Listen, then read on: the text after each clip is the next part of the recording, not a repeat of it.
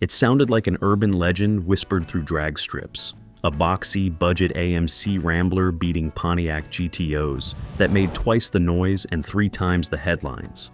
To purists, the idea bordered on blasphemy. A grocery getter outrunning Detroit royalty? Impossible, unless you knew the one mechanic who refused to accept the assumptions baked into muscle car mythology. He didn't chase cubic inches, exotic parts, or rule-bending shortcuts. Instead, he used a discarded emissions component, something most racers ripped off and threw away, to expose a flaw hidden deep inside every V8. It wasn't magic, it was physics, weaponized. The marginal gains of racing. Picture this. It is a humid Saturday night at a local drag strip in the summer of 1969. The air is thick with the stinging scent of unburnt hydrocarbons and the rubbery haze of tire smoke. In the near lane sits the undisputed king of the street, a 1969 Pontiac GTO Judge. It is a spectacle of carousel red paint, screaming "The Judge" decals, and a functional hood scoop that looks ready to inhale the atmosphere. Under that hood beats the heart of a Ram Air 3, or perhaps even the legendary Ram Air 4, a 400 cubic inch sledgehammer rated conservatively at 366 to 370 horsepower. It is aggressive, expensive, and intimidating. In the far lane sits something that looks like it got lost on the way to the grocery store. It is a 1969 AMC Hearst SC Rambler. It is boxy, upright, and visibly austere. It has a 390 cubic inch V8, but the factory only rates it at 315 horsepower. The crowd looks at the sleek, predatory Pontiac, and then at the economy car with the flashy paint job, and they assume the race is over before the tree even drops. The betting money is always on the Pontiac, but there is a mechanic standing by the timing tower who knows something the crowd does not. He is the archetype of the thinking racer. He isn't famous like Smokey Yunick, but he shares that same relentless, obsessive spirit. He knows that drag racing is just a physics equation, disguised as a sport, and when you strip away the marketing and the hype, the math tells a terrifyingly close story. Consider the numbers. The GTO Judge is a brute, but it is a heavy brute. It tips the scales at a massive 3,781 pounds. Even with its 366 horsepower, that engine has to drag 10.33 pounds of steel down the track for every single unit of horsepower it generates. Now look at the Rambler. It is underpowered by comparison, surrendering over 50 horsepower to the Pontiac. However, it is a featherweight, clocking in at just 3,300 pounds. When you run the calculation that actually matters, the power-to-weight ratio, the gap between these two cars is microscopic. The GTO sits at 10.33 pounds per horsepower. The Rambler sits at 10.47. That is a difference of roughly 1/10 of a pound per horsepower. The GTO is winning on paper, but only by a margin so thin you could cut yourself on it. This is where the mechanic sees his opening. He knows he cannot outspend the GTO owner. He cannot buy a bigger engine because the class rules won't allow it. He cannot strip the interior because the tech inspectors will catch it. He needs to find power that doesn't exist on the spec sheet. He needs a marginal gain. If he can find just 10 hidden horsepower, just 10, he changes the entire equation. A 10 horsepower bump pushes the Rambler to 325 horsepower. Suddenly, that power-to-weight ratio drops from 10.47 down to 9.85. That is the magic number. At 9.85 pounds per horsepower, the Rambler is no longer the underdog. It is thermodynamically superior to the GTO. The mechanic realizes the answer isn't in a glossy catalog or a speed shop. It is hidden in the inefficiency of the engine itself. He knows that inside that AMC V8, there is a hurricane of windage and pressure fighting the crankshaft, robbing him of the power he desperately needs. To get it back, he is going to do something that seems completely counterintuitive. He is going to walk past the high-performance aisles and dig through the emissions bin. He is going to take a smog component designed to satisfy federal bureaucrats, a simple AIR check valve, and weaponize it to beat the biggest muscle car in Detroit. The cost of crankcase pressure. Imagine our mechanic standing in the garage late at night. The Rambler is sitting there, hood up, engine silent, but in his mind, he isn't seeing a static block of iron. He is visualizing the violence occurring inside that V8 at 6,000 revolutions per minute. He realizes that while he is worried about the Pontiac in the other lane, the real enemy is already inside his own car. It is an invisible force called parasitic drag, fueled by the thermodynamic nightmare of positive crankcase pressure. To understand why this matters, you have to look at the chaos of the combustion cycle. Every time a spark plug fires, you are setting off a controlled explosion. That pressure drives the piston down, which turns the crank. That is the power you feel. But rings aren't perfect. Even in a brand new engine, there are tiny gaps. When that explosion hits, high-pressure gas forces its way past the piston rings and into the crankcase, the belly of the engine where the oil lives. This is called blow-by. At idle, it is negligible. But at wide-open throttle, with the engine screaming near its red line, the volume of this gas increases exponentially. Suddenly, the crankcase isn't just a passive oil reservoir anymore. It becomes a pressurized vessel. A hurricane of hot gas, unburnt fuel, and oil mist is swirling around the crankshaft. This creates three distinct problems that act like an anchor dragging behind the car. The first is windage. Think about it like this. If you try to run as fast as you can through an open field, you can move pretty quickly because the air offers very little resistance. Now, imagine trying to run that same speed through a swimming pool that is waist-deep in water. You have to fight the density of the fluid with every step. The same thing happens to the crankshaft. At high RPM, the crank, rods, and counterweights are spinning at over 100 times per second. When the crankcase is pressurized with dense, oily air, that rotating assembly has to physically thrash through it. It acts as an aerodynamic brake. Instead of sending power to the wheels, the engine is wasting energy just trying to spin its own internals through this thick, pressurized fog. The second issue is even more insidious. It is the compromised piston ring seal. This is the heart of the power loss. For an engine to make power, the rings need to seal tightly against the cylinder wall to keep the explosion above the piston. The genius of engine design is that the combustion pressure itself actually forces the rings outward to create that seal. But pressure is a two-way street. If you have high pressure building up underneath the piston in the crankcase, it pushes back. It fights the rings, causing them to flutter and lose their grip on the cylinder wall. This creates a vicious, self-defeating feedback loop. The pressure unseats the rings, which allows more combustion gas to leak past. That extra leakage increases the crankcase pressure even further, which unseats the rings even more. It is a death spiral for horsepower. You are losing compression and combustion efficiency right when you need it most. You might be thinking that the car already has a system for this. Every car since the war has had a positive crankcase ventilation, or PCV, system. The problem is that the stock PCV system is thermodynamically useless for drag racing. The factory system relies on intake manifold vacuum to suck those gases out. That works great when you are cruising down the highway with the throttle barely cracked open. But the moment you stomp on the gas pedal and the carburetor butterflies snap wide open, intake vacuum drops to zero. That is the cruel irony of the factory design. At the exact moment you are generating maximum blow-by, at wide open throttle, under maximum load, the system designed to remove that pressure stops working entirely. The vacuum vanishes, the PCV valve closes, and the engine begins to suffocate on its own internal pressure. Our mechanic realizes that to beat the GTO, he doesn't need a bigger engine. He just needs to find a way to evacuate that pressure when the factory system gives up. Engineering power from vacuum. The solution to the pressure problem requires a fundamental shift in thinking. The mechanic realizes he doesn't need to pump more air into the engine. He needs to rip the air out of it. He needs to actively evacuate the crankcase, turning that high-pressure hurricane into a vacuum. In a modern racing engine, you would solve this with a $1,000 belt-driven vacuum pump.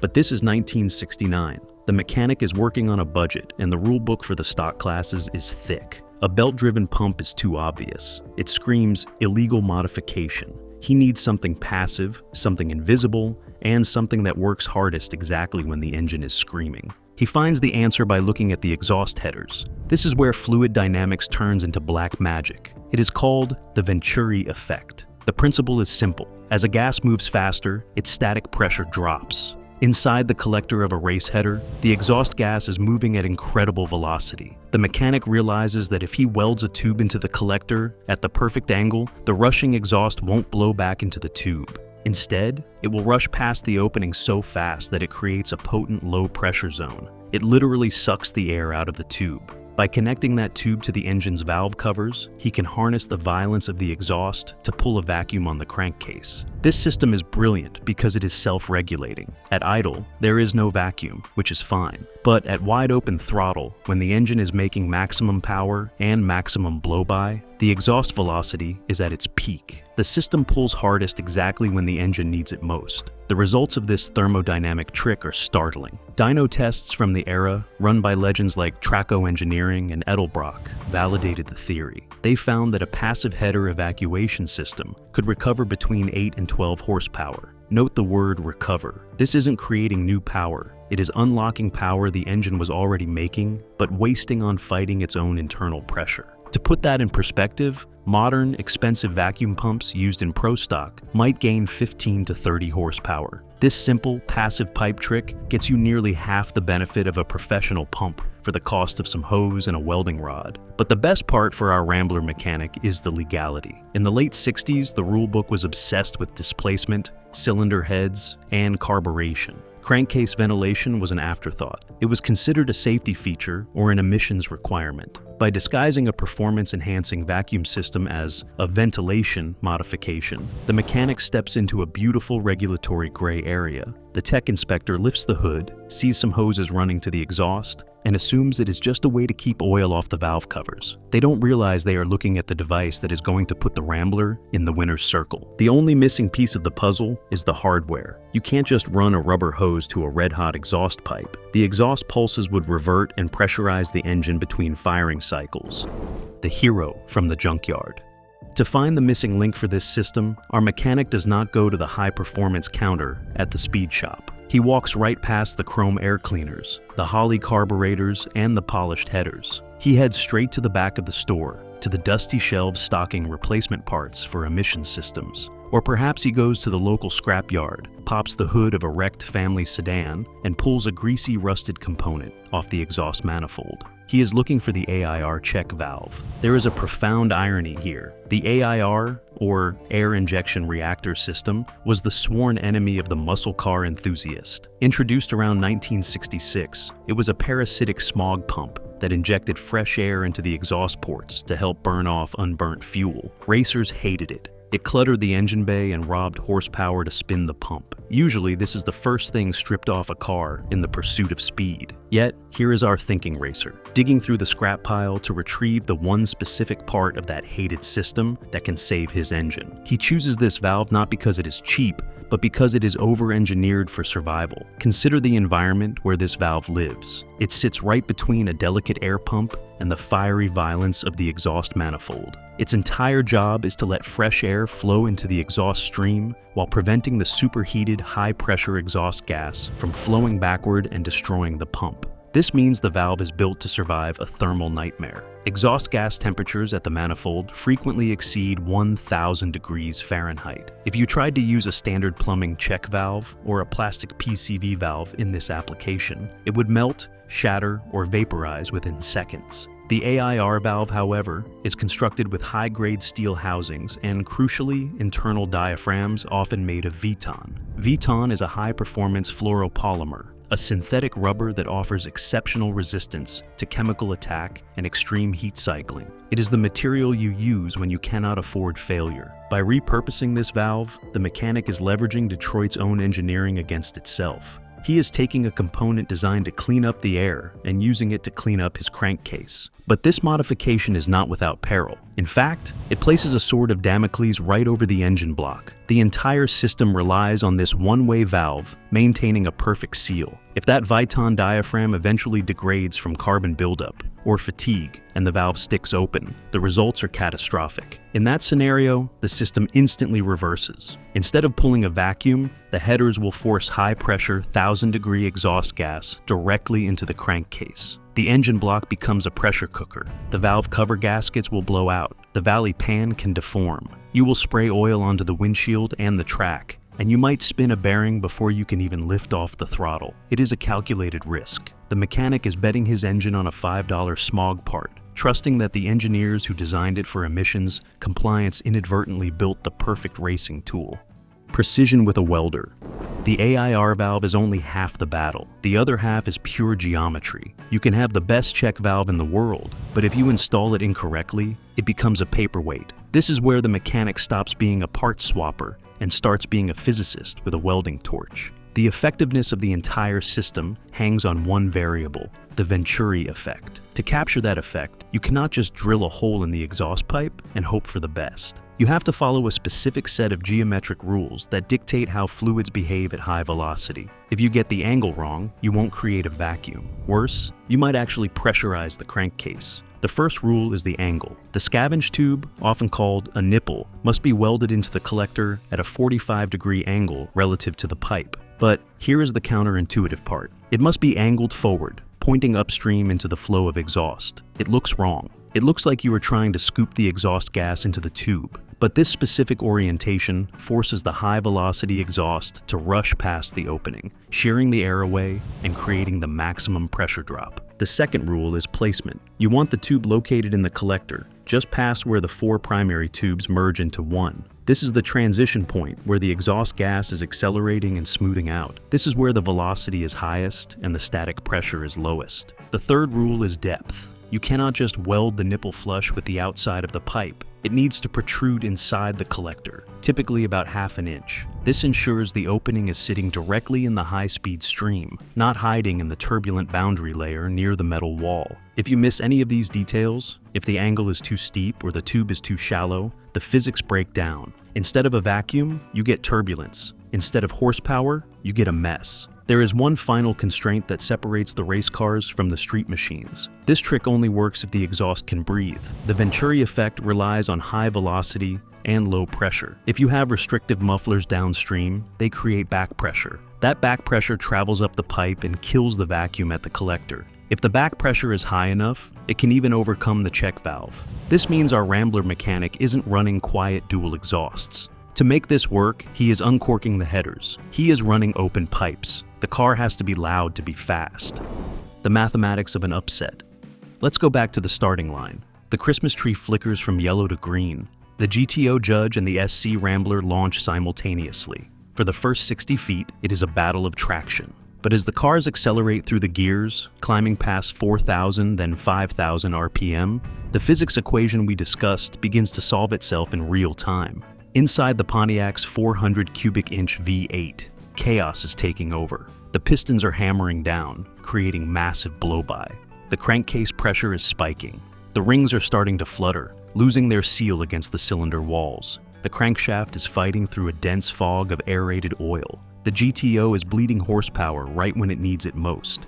In the other lane, the Rambler's engine is experiencing a different reality. As the tachometer needle swings toward redline, the exhaust velocity screams through the collectors. That simple, repurposed AIR valve snaps open. The Venturi effect kicks in instantly. A vacuum forms in the crankcase. The piston rings are sucked tight against the cylinder walls, locking in the combustion pressure. The windage cloud around the crankshaft evaporates. The engine isn't fighting itself anymore. It is just putting power to the pavement. This is where the math becomes decisive. Remember our baseline.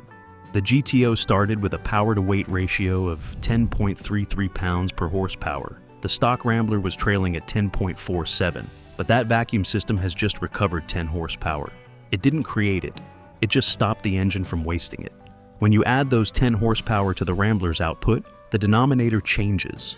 315 horsepower becomes 325. Divide the Rambler's 300-pound mass by that new number, and the ratio drops to 9.85 pounds per horsepower. The math has flipped. The Rambler is no longer the underdog. Thermodynamically, it is now the superior machine. In the world of drag racing, 10 horsepower sounds trivial, but on a 14-second street car, 10 horsepower translates to a reduction in elapsed time of 1 to 2/10 of a second. At 100 miles per hour, 2/10 of a second is not a measurement of time. It is a measurement of distance. It is roughly 2 car lengths. That is the margin of victory. This modification was likely the final piece of a larger puzzle. You cannot fix a poorly tuned carburetor or bad ignition timing with a vacuum pump. The Rambler had to be dialed in perfectly. Jets, timing, tire pressure, for this marginal gain to manifest. The valve was the cherry on top, the final optimizing step that pushed the efficiency past the tipping point. The race ends. The wind light comes on in the Rambler's lane. The GTO driver has to make the long, shameful drive back down the return road, staring at the taillights of an economy car. He spent a fortune on the Judge. He paid for the Ram Air 4 option. He paid for the decals and the hood scoop. And he just got gapped by a mechanic who outsmarted him with a $5 valve from a junked sedan. That is the sting of the upset. It wasn't about money, it was about physics. The legacy of garage innovation. The track lights are dimming, and the smell of burnt rubber hangs in the cool night air. The mechanic is wiping the grease off his hands with a shop rag. The GTO driver walks over, his ego bruised, demanding to see what is under the hood of that Rambler. He expects to find a hidden bottle of nitrous oxide or a massive stroker kit that violates the class rules. Instead, the mechanic points to a weird little silver valve plumbed into the headers, a part that belongs on a smog-choked commuter car, not a drag racer. This victory was not a fluke. It was a triumph of deep thermodynamic analysis over brute financial force. The success of the weird valve trick relied on three specific pillars. First was thermodynamic efficiency. By actively managing crankcase pressure, the system recovered 8 to 12 horsepower that was being lost to windage and poor ring sealing. Second was engineering precision. The system only worked because the mechanic understood fluid dynamics well enough to install the scavenge tube at the exact 45-degree upstream angle required to harness the Venturi effect. Third was component ingenuity. He recognized that a repurposed AIR check valve had the thermal tolerance to survive where other parts failed. If you look at a modern pro stock engine today, you will see a dedicated belt-driven vacuum pump mounted to the front of the block. That piece of aerospace-grade aluminum costs thousands of dollars and pulls nearly 20 inches of vacuum. But that technology traces its lineage back to these grassroots experiments. It evolved from guys in driveways figuring out how to make an engine breathe,